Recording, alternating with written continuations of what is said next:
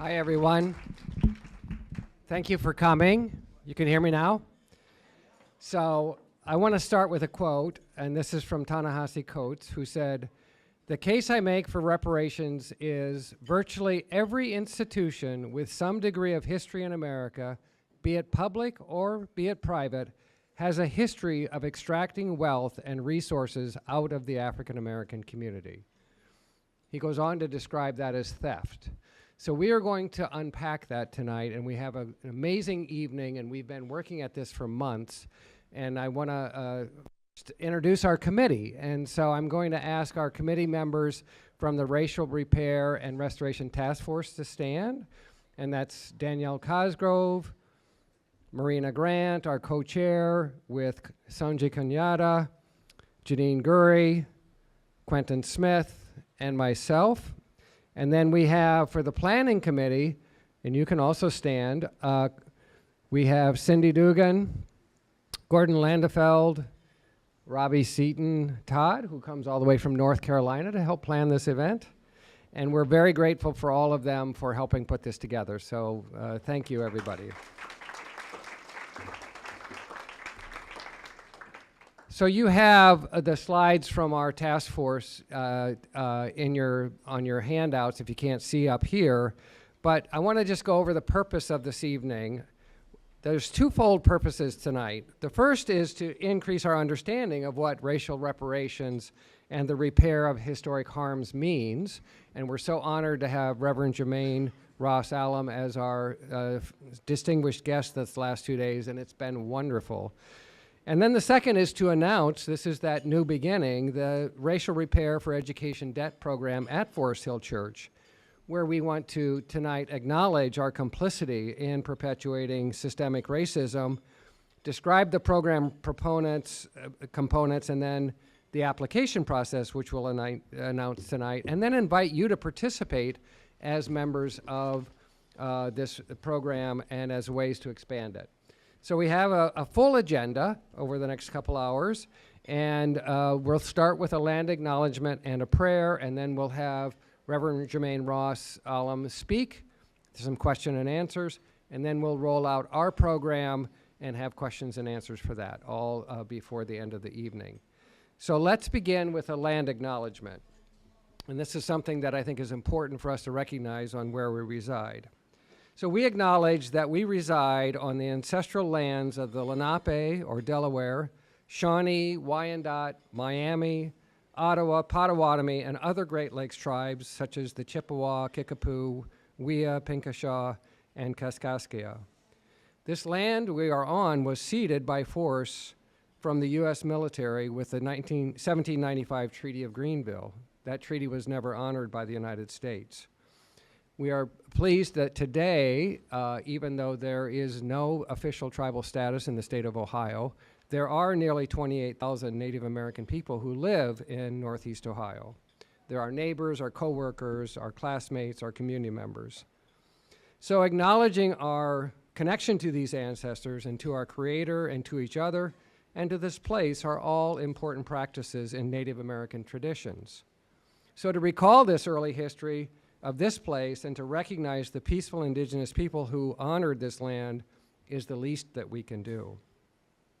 And tonight especially we want to acknowledge that many Clevelanders reside here and did not migrate to this country, but were sons and daughters of African communities treated as property rather than as humans by those seeking to profit from the transatlantic slave trade. We recognize the power and resilience of African American communities who continue to face racial oppression today. And we commit to learn more about this history and examine our identities and take action to seek justice and healing of historic harms. And now I'm going to turn it over to my sister and friend, Ms. Sonji.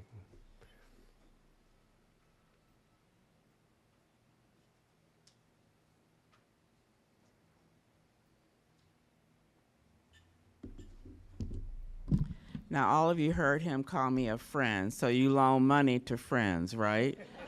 I'm just saying.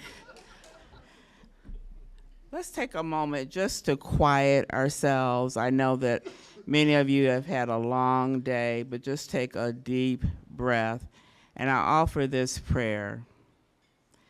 Today, we thank you for your love for us. Thank you that your love is poured into every intricate aspect of creation and released to live within our hearts here on earth. We come together as children, brothers, and sisters to lift you high over our lives. Thank you that your love can bring great change, hope, and life to all. Come, God, and awaken our spirits. May we learn and grow together as we gather today. And the people of God said, Amen.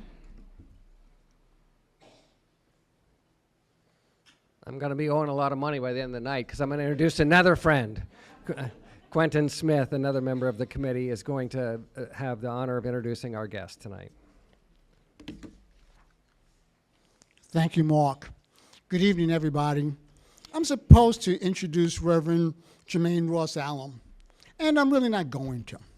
If you want to know about him, Google him. You'll find out all that. Rather, I wish to express gratitude for you coming to Cleveland, Ohio to help us unveil this minor historic moment. But you did. You represent PCUSA, National PCUSA.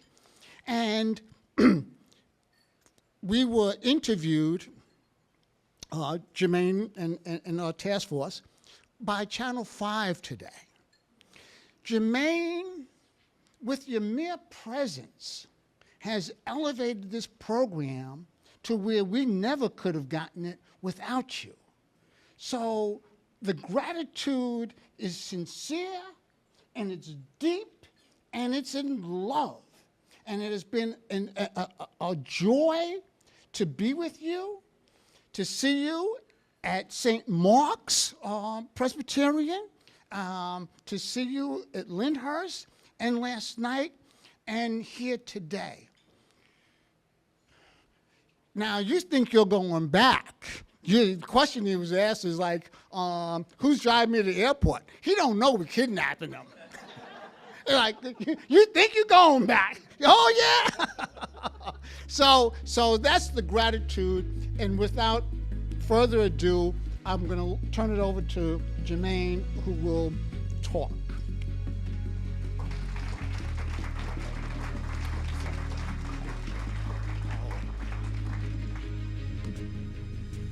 Thank you so much, Brother Quentin, for those words of affirmation. I will try to live into that. Again, my name is Reverend Jermaine Ross Allam. I serve as the inaugural director of the Center for the Repair of Historic Harms for the Presbyterian Church USA, and it is wonderful and it is an honor to be here with all of you. And I just want to say a word of thank you in advance for all of you who are here listening, and for all of you who took the time and went through all the logistics to help me get from where I was to where I am right now. And this is a wonderful place to be, and it's great to be here. So thank you so much for your labors and for your attention to detail, because sometimes people don't pay attention to details, and the details matter. And if the details didn't matter, we wouldn't be able to enjoy how delicious, for example, this peach cobbler is, and this pasta. So I want to say thank you to the people who have made sure that we don't leave here hungry tonight. Thank you for your work, and thank you for your skills. Let's see, so where are we? In case you would like to be in touch with the Center for the Repair of Historic Harms, this is my contact information.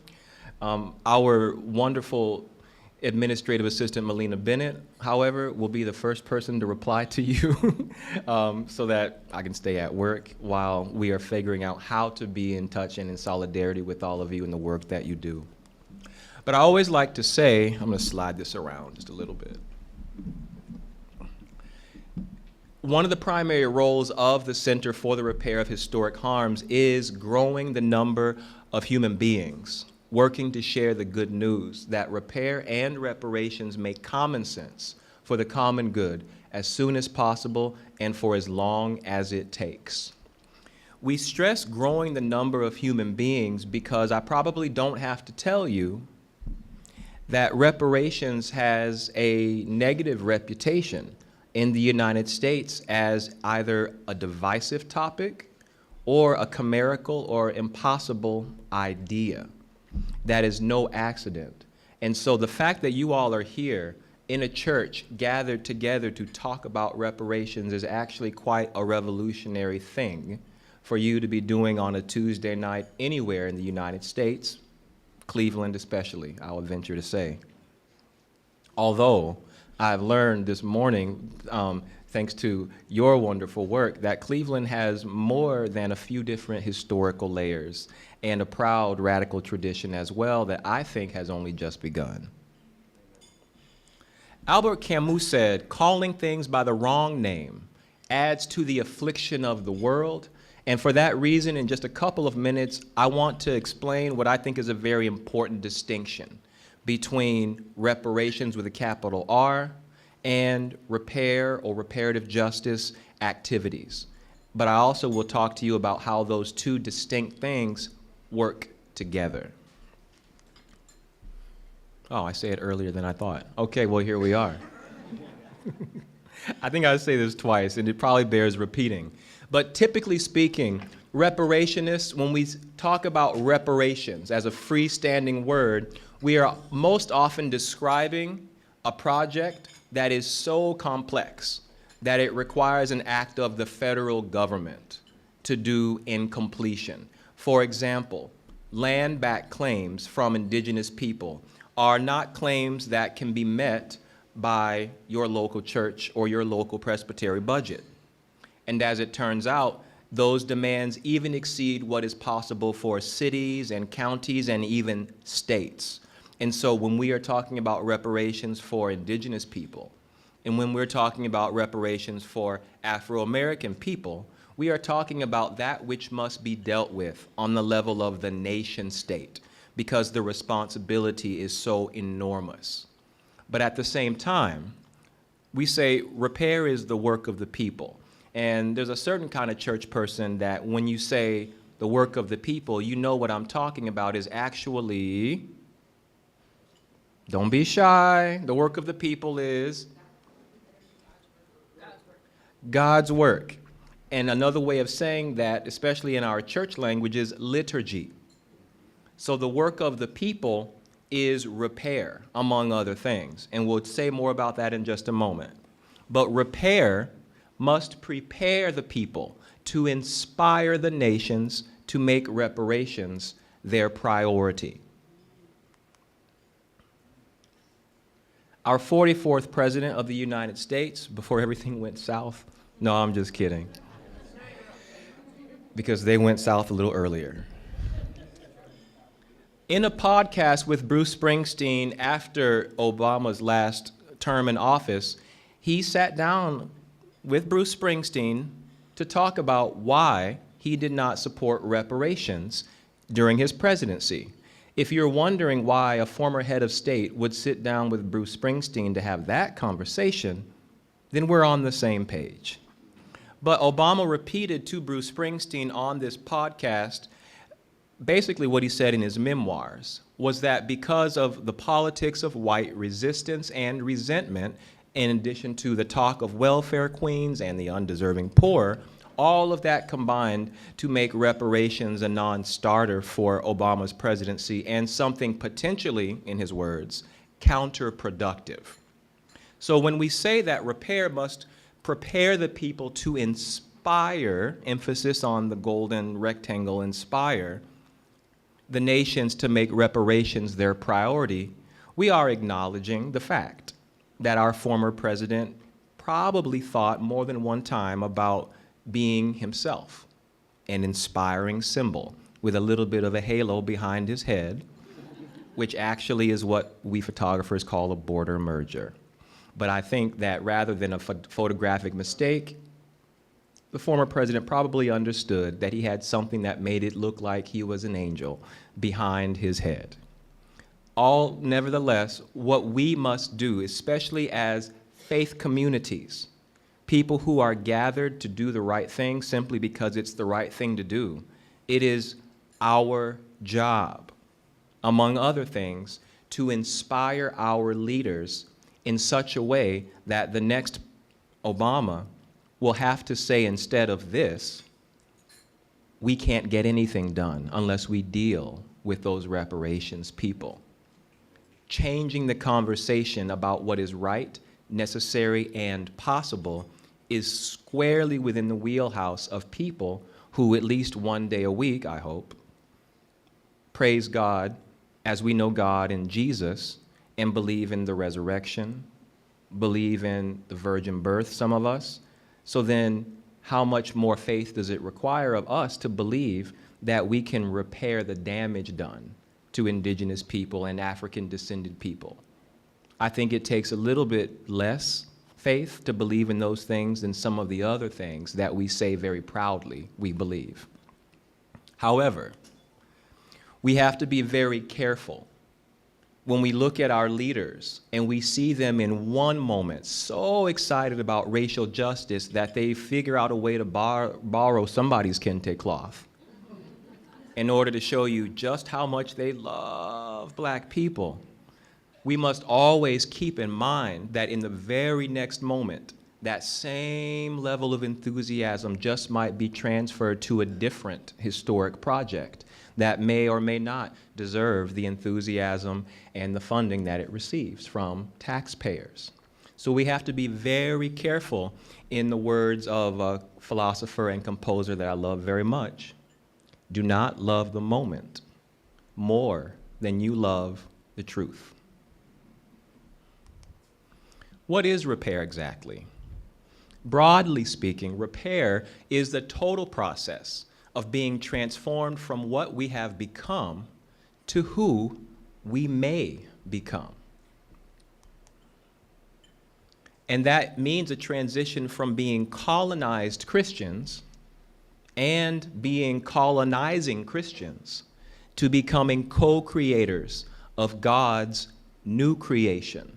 If you remember from church or from Sunday school or just a leisurely day reading your scripture, that one of the primary functions of the transformative power of God's Holy Spirit is not simply to make little minor reforms here and there. It's not to say clever things about how the moral arc of the universe bends, but it is to be expectant that God will perform transformation, not only on you as an individual, but on what reality looks like as a result of you being transformed in this world right now. But we have to transition from being colonized Christians and colonizing Christians. And I want to say just a little bit about that.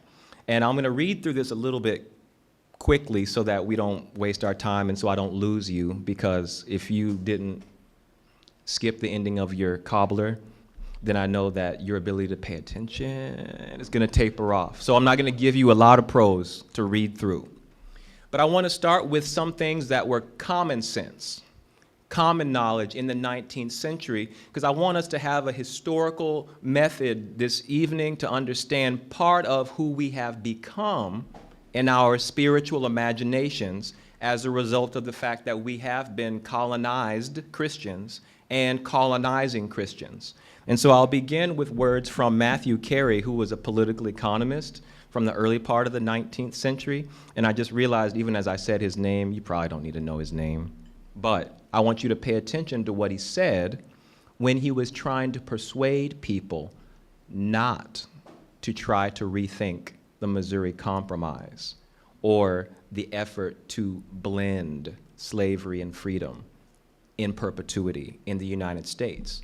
He thought the blend of slavery and freedom was perfect. He didn't want people to rethink it, and so he said, the freedom and comfort of the African race are certainly objects worthy a strenuous effort to obtain, but if they are to be bought at the expense of the peace and happiness of this country, The price is too great. I want you to think along with me, and I'm assuming a whole lot of things about people's religious experience or affiliation or whatever. I want you to think along with me what the Apostle Paul says in the book of Romans, chapter 12. I don't remember the verse. But the Apostle Paul recommends that you offer your body as a living sacrifice.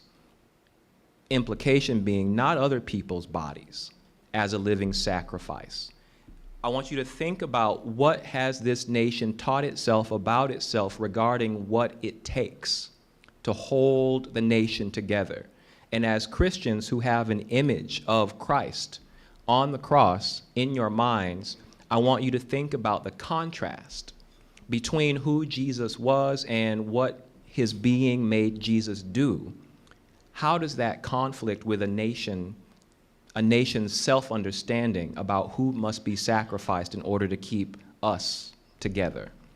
Think about that. Because as we contemplate who we have become and who, in the light of the power of the Holy Spirit, we may become, we have to ask critical questions about what the nation has taught us about what unity requires. And so again, the freedom and the comfort of the African race are certainly objects worth a strenuous effort to obtain, but if they are to be bought at the expense of the peace and happiness of this country, the price is too great.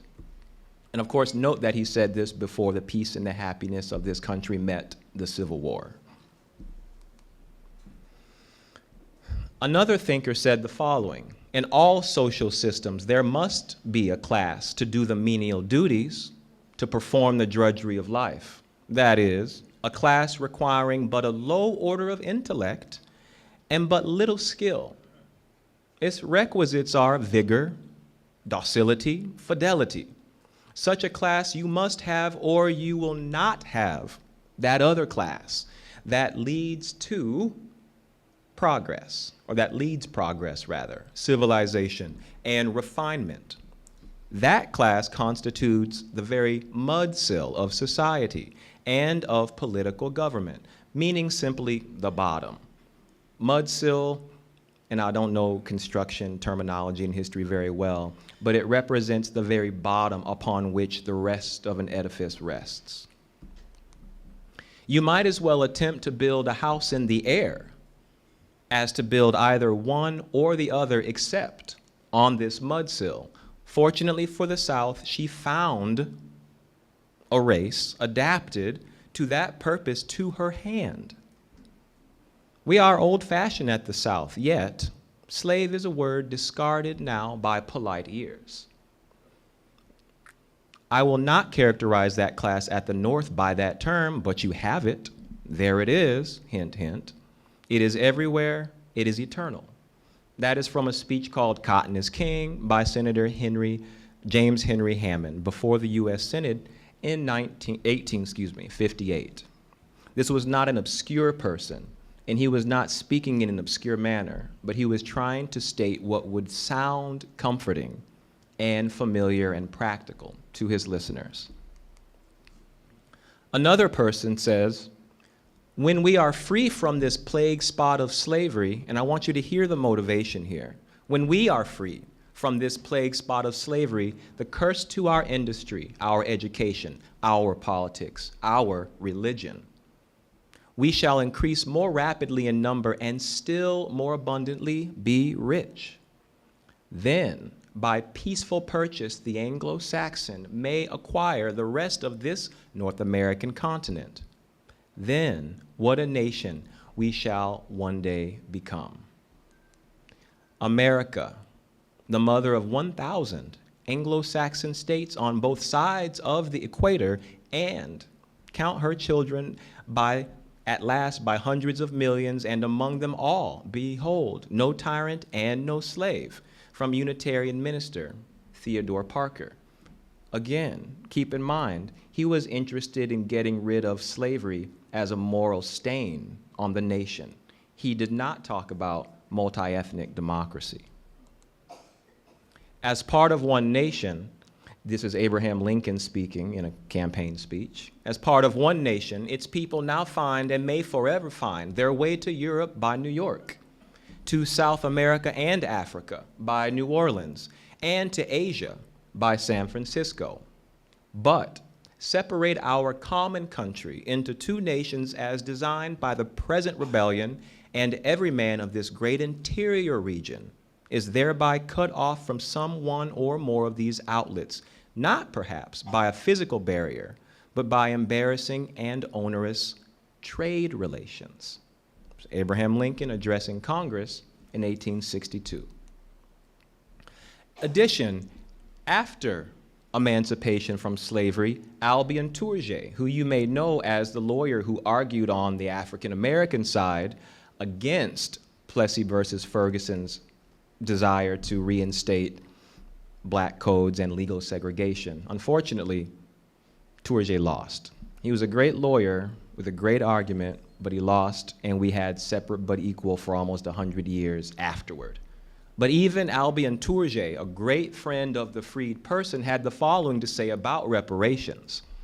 He told ex-slaves that slavery opened to the slave not only the pathway of civilization, but the gate of heaven.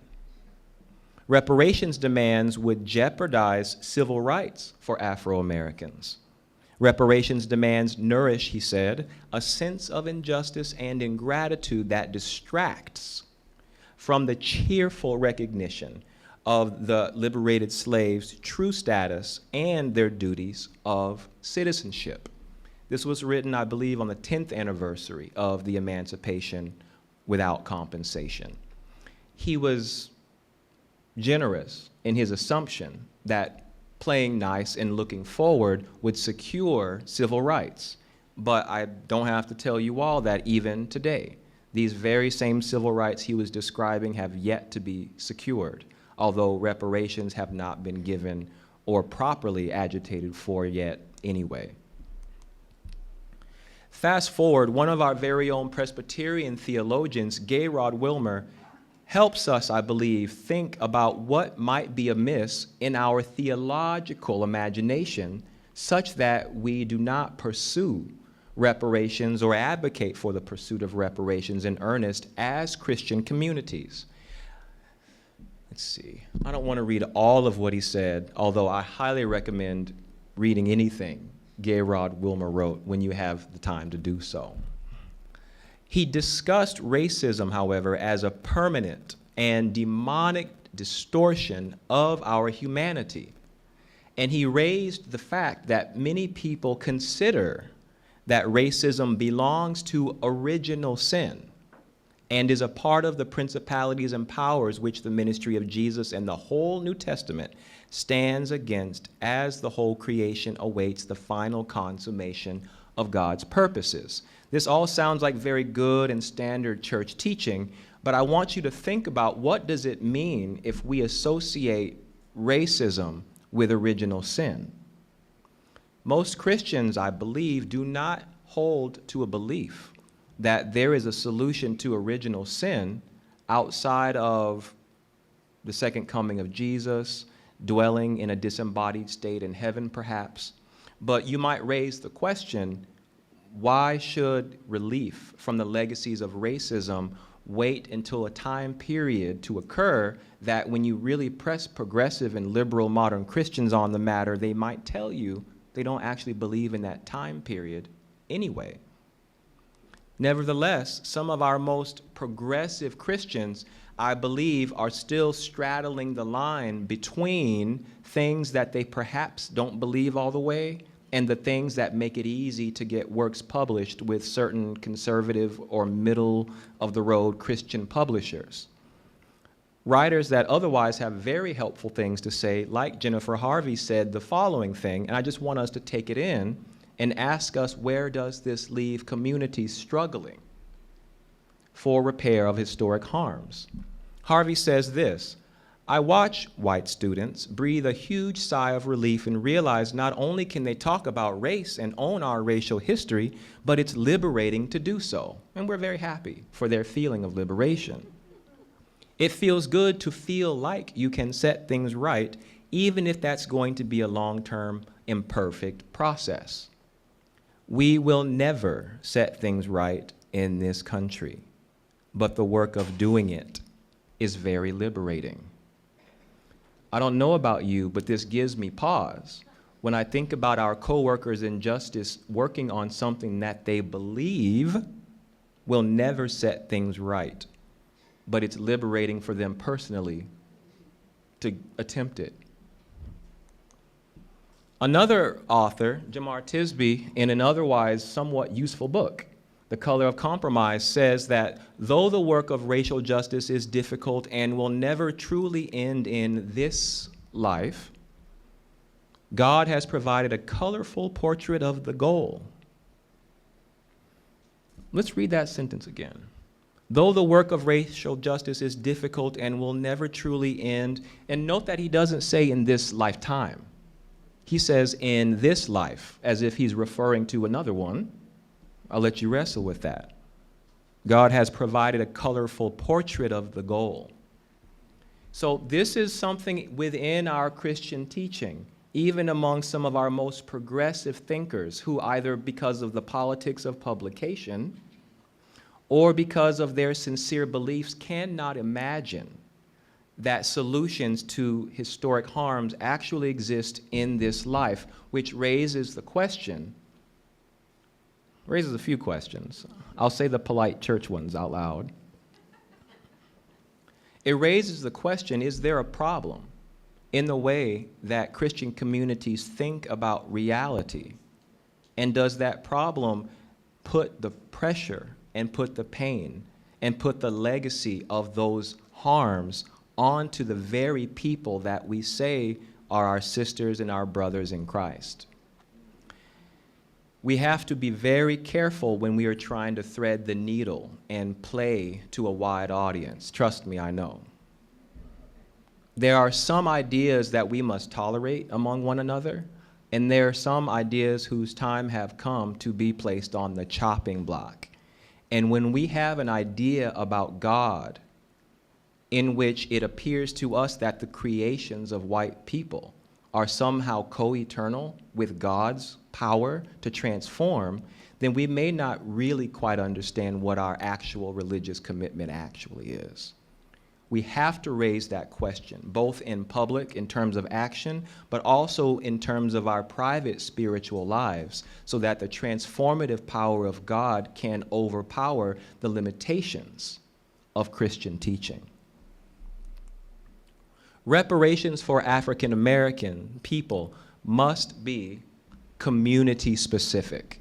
What do I mean by that? When we talk about reparations, we cannot talk about reparations for oppressed people, people of color, minoritized individuals, black and brown individuals. I mean, I've heard so many of the words, and BIPOC, which I think is going by the wayside. All of these terms distract us from the fact that true repair and reparations must be targeted to the historical facts experienced by people struggling to recover from legacies of historic harm. That means that the people of Haiti who are calling right now for reparations from France are calling on the right perpetrator, although they may need to add one perpetrator. I'm thinking about the past 3 weeks, maybe they need to add 2 additional perpetrators. But it's important for us to realize that, because only a nation state can truly pay capital R reparations. And that means that the people in Fiji Islands and elsewhere in the South Pacific who have experienced historic harms because of weapons testing, their reparations need to come from the United States and other nations who have perpetuated those harms, even as those people calling for reparations from various Caribbean nations are making that call to the British, to the French, to the Spanish, to the Dutch, and people in various parts of Africa are calling on those same parties, including Namibia and others who are calling on the Germans for reparations. That level of specificity is a precondition for the kinds of targeted solidarities that you are about to hear about right now. For churches right here in Cleveland to understand that there are works of repair that are due, for example, to African American women who don't need to be saddled with debt as they complete their education. That is an example of the respect for cultural specificity that is required to do the genuine work of repair. Also, reparations, as I said earlier, those are required to repair damages far beyond what any church denomination or even a state, county, or corporation is able to or even willing to repair on its own. So William Darity, well-known economist and reparations advocate, says quite astutely, if not terribly kindly, that local reparations are an oxymoron. That's a useful thing to say, not terribly encouraging for people on the local level.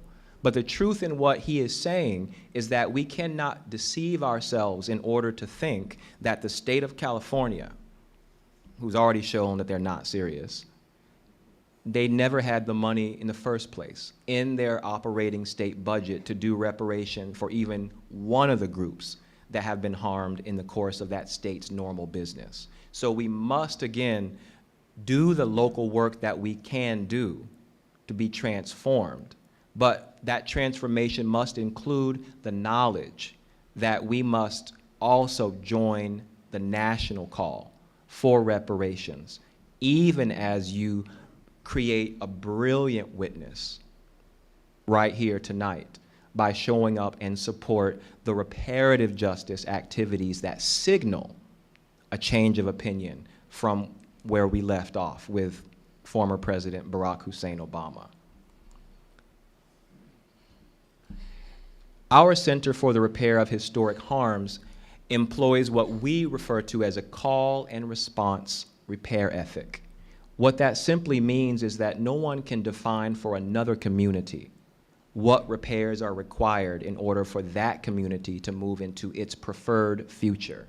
And we're inspired to take this position by the Caribbean Community of States, also known as CARICOM, which says that victims and their descendants have a duty. I like that word, because it kind of cures that victim complex that you might otherwise develop. Victims and their descendants have a duty to call for reparatory justice. Their call for justice is the basis of the closure they seek to the terrible tragedies that engulfed humanity during modernity. Reparations for indigenous nations, however, are distinct from what is being called for in terms of reparations for Afro-Americans. Indigenous nations call for reparations around the areas of recognition as sovereign nations. Our indigenous friends tell us constantly we are not minority groups, we are not ethnicities, we are nations. And as nations, they demand sovereign to sovereign relations with the United States government, and that's important. And they also call for land return in many cases, recognition of indigenous jurisdiction in civil and criminal law, language revitalization, and the repatriation of ancestors' remains from boarding schools and other properties formerly run by Presbyterians, Lutherans, Catholics, Episcopalians, and more. I want to say thank you very much for listening, because I know that this topic is not an easy topic. I know most people do not come to church to hear about reparations and colonization, but I'm extraordinarily happy to see all of you here, because this affirms me in my conviction that the Christian people in the United States in the year 2024 are about to begin something that is better than anything that we have seen in Christianity in this land and in this land in general ever before. So thank you for your patience, thank you for your tenacity, and thank you for your willingness to turn a new corner.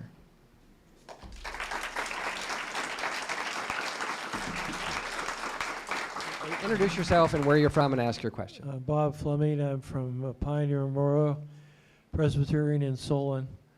On federal student loan debt elimination, I know there's been an attempt to have more student debt eliminated. The main objection I've heard to that is that it's not fair for these people to get their debt eliminated when all those people in the past have had to pay their debt.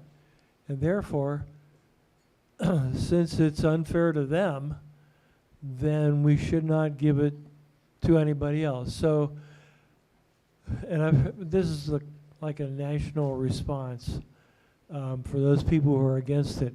So my question is, what would be a response we could make that could possibly change their minds?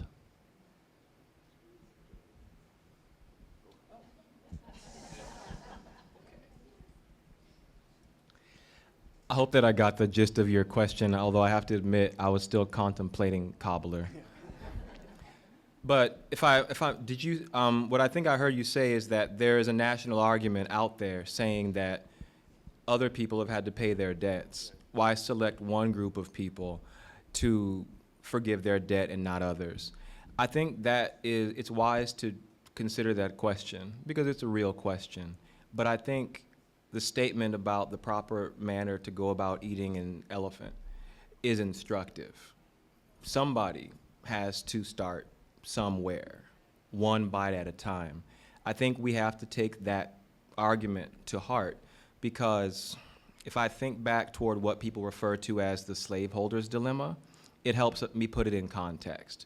There are a group of people who once said that you cannot have progress. Well, we said it tonight, unless somebody occupies the bottom. And there is a subtle comment where he said it's not polite to use the term slave for basically the same thing that takes place by another name in the northern states. I'm from Texas, so I point north as if right now I'm not in the north. What that means is that despite the fact that indigenous people and African Americans have been exploited the most, it doesn't change the fact that our system is one that is based on the exploitation of people who have to work for a living. And so I hope that the question about what about the rest of the people is not someone's way of missing the point, but that it serves as an invitation for us to realize that whether you're dealing with the legacies of chattel slavery or the legacies of wage slavery, that there are people who have more to deal with than others, and there are others who have more to deal with than what is just. And if those two groups of people find a way to carry that burden together until they can eliminate that burden and the source of that burden, then I think we have a lot more work to do. So I would say, for those people saying it's unfair, I would say you're partly correct. What can we do to make this fair? It's not by taking away from someone what they receive when somebody finally wakes up to the reality of abundance. But it's to say we've started here, and thank you for indicating where we should go next. And we should say also, and we're sorry for taking this long to wake up to the reality that more than 3 groups in this country have been given burdens and debts beyond what is necessary and beyond what is just. But I do think saying that this is a beginning and that balancing affairs for all people who work for a living must be our main goal. I'll just admit to you, I'm a social ethicist, and that means I come from a long tradition of people who believe society has a structure, but that structure can be adjusted toward evil or it can be adjusted toward good. I happen to believe that it's a sin to make profits without sharing those profits. Some people may call me the S word. I wear it proudly. But this very sense that you have to go into debt in order to work, it makes no sense, especially for our teachers, especially for our healers, especially for the people who do the things that we can't do without. You shouldn't have to go into any debt to be educated to serve the public or to serve God or to serve humanity. So I think when people say, well, hey, what about me? It's important. I used to say, that's just your white privilege talking. But now that I have a responsible position where I'm supposed to be growing the number of people, it means that we need to say, yes, you are correct. And I think that's important. So it's not one or the other, but it's to say perhaps you're next. Just a quick note for all of us with our language as we talk about this. In my second grade classroom, if one of my students steals something from somebody else and I demand that they give it back, we don't call it a gift. We don't call it a donation. You give it back and you say you're sorry. And so we need to be really careful in our language that this is not a gift, this is not a donation, this is a repair, just as we're moving forward to watch ourselves. Yes. And we've heard from Reverend Jermaine speak to that this week, and I don't know if you want to add anything, but I can say it, but you can say it much better. Yeah, I'd just like to, affirm that comment and thank you. It's one of those things that is kind of between like, things are going well, maybe name that thing later. But since you named it, I think it's helpful to say that I'm a volunteer in an organization that determined how to deal with this verb. At Restorative Actions, we call what people do as surrendering the wealth that they realize they have gained from a system where others' hard work did not amount to the same thing. So it's difficult, but theologically it's important not to confuse being a debtor with being a creditor. We'll put it that way. And those of us who understand that reparation is the right thing to do, kind of, we cringe when people fancy themselves as, oh, I'm a philanthropist, or I'm a giver, or I'm investing, or this, that, and the other. We know what you all mean in this room with that language, so it's not necessary to act as if you don't know. But moving forward, and as people continue to talk, we want to be careful that we don't send the wrong signal to the philanthropy class to think that this is another opportunity to show up as a good person giving out of your excess without giving witness to the historical fact that perhaps individuals in this room are not the perpetrators of crimes, but we are, in many cases, the recipients of other people's ill-gotten gains. And so to pay attention to what verbs we use helps to be a witness, so that as people hear what we intend to say when we decide that we are presenting a reparative offering or that we are surrendering funds, people might say, oh, why do you say it like that? And that becomes an opportunity to say that once upon a time people believed it was impossible to begin to heal from these harms, but now we find it's possible and we want to submit ourselves, or we want to surrender ourselves, or we want to offer what we have as a way to heal. And that helps our language signal to people, oh, something different is happening, but the people saying it and people are doing it, they look like nice people. They look like they have friends. I might be one of them. So thank you for raising that. Right. I'm Chenoa Stock. I'm a mission coworker with the PCUSA, uniquely based in Cleveland, but working with our partners in Peru, so I get to hang out with these cool people. I was just in Lima a couple weeks ago. Right. All right. Oh yeah, exactly, with Cecilia. Yes. So I've seen the seeds planted for this center and seen it develop and seen you come in and just grow it. And I think it would be really helpful as an ender, to just maybe discuss briefly what else the center has done, because I know there have been beautiful things in Alaska and otherwise, and it might be helpful for people to hear what else this amazing program is doing, briefly.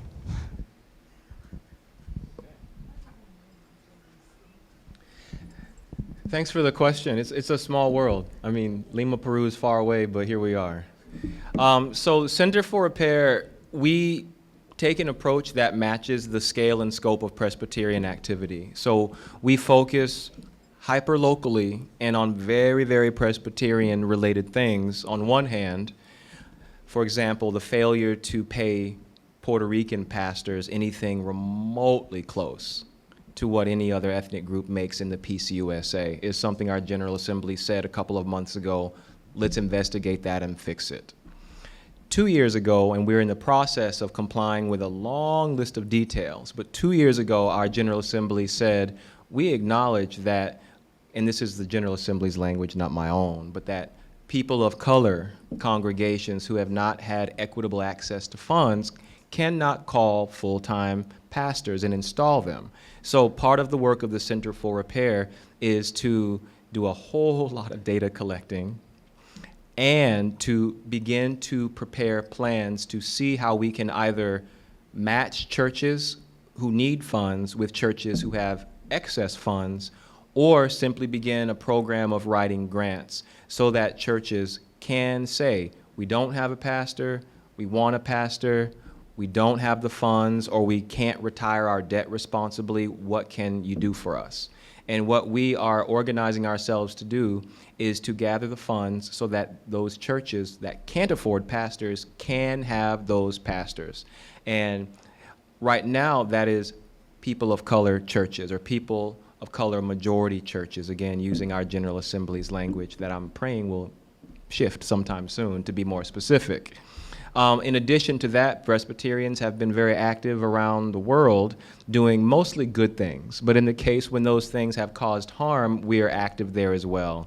For example, in the 1820s, people looked at what happened in Haiti and understood that those were the implications for what was going to happen with slavery in this entire hemisphere. And rather than preparing themselves for inter-ethnic democracy, they decided instead to begin a process to figure out how to take free people in this land of African descent and enslaved people in this African descent and ship them to the other side of the Atlantic to become colonists, Christian colonists in West Africa, Liberia in particular. Last year, the Liberia Council of Churches called upon the Center for Repair to please investigate the relationship between Presbyterians founding the American Colonization Society and the civil wars that we fought to get rid of those former slaves, African American colonists. So now we are working with people in Liberia to see exactly what role did the Presbyterian Church play in setting in motion activities that resulted in part in a civil war. We've also begun speaking with people in Latin America and in the Caribbean to see how we can be in solidarity as Presbyterians with reparations movements in Colombia, in Peru, and also how can we join calls for repair coming from the people of Haiti. We're working with the World Councils of Churches and other groups in order to help European-based denominations determine how to help people like yourselves, but in their contexts, begin to respond to the calls for repair and reparations that are coming from throughout the Caribbean, South America, and across Africa. People are willing, but they realize they are starting out on new terrain and they don't know how to navigate a landscape where Europeans are telling their denominational officials that we know you're in the habit of ignoring what the Africans are calling for. We're changing that habit and we need you to change with us. So we play a consulting role in some cases. I'll be in Germany in, I got a few weeks before I get on the plane again. But I'll be in Germany and Hanover doing some consultation so that calls for repair coming from Namibia and other African countries to former German colonizers so that those calls can start to make the kind of sense that allow people to say, okay, I think we know how to begin to listen. I think we know how to start researching to learn our responsibilities and then craft language that makes sense for people sitting in the pews. So that's just a taste of what we're up to. There's a lot of other things. For example, I can't forget our friends in Alaska. We went to Alaska as an interagency team with a very large group of people in order to give reparations beyond $1 million, in order to present reparations in excess of $1 million and to offer an official apology, only for me to hear behind closed doors from a tribal official saying, oh, you must come back. That one thing in 1963 is just the tip of the iceberg. So we've recently come back from Sitka, Alaska, and learned many of the things that we need to know in order to understand what Presbyterians did in partnership with the government in the late 1900s, last quarter of the 18th century, in the late 19th century. We learned what Presbyterians did in partnership with the government to intentionally target a group of indigenous languages for extinction, knowing, in saying so in missionary reports, that destroying those languages would scatter the population, move people off of lands that the government wanted available for the military, for fishing, gold, timber, oil interests. That has been demonically successful. And now I am told from linguists that there are a handful of indigenous languages that now have less than 10 master native speakers. And if something is not done dramatically and immediately, those languages will become extinct, unfortunately, according to the intentions of the Presbyterians and the United States government. So those are just a handful of what we're up to. We're only one agency in one denomination, but what we are hoping to do is to spread what we're doing and to also be inspired ourselves by other denominations and, of course, non-faith groups to work together and not to work in silos, so that we can accelerate what we can do to respond to those calls for repair from people who are very much alive and who are very much filled with vivacious determination to meet their ancestral responsibilities, make up for lost time, and move into their preferred futures.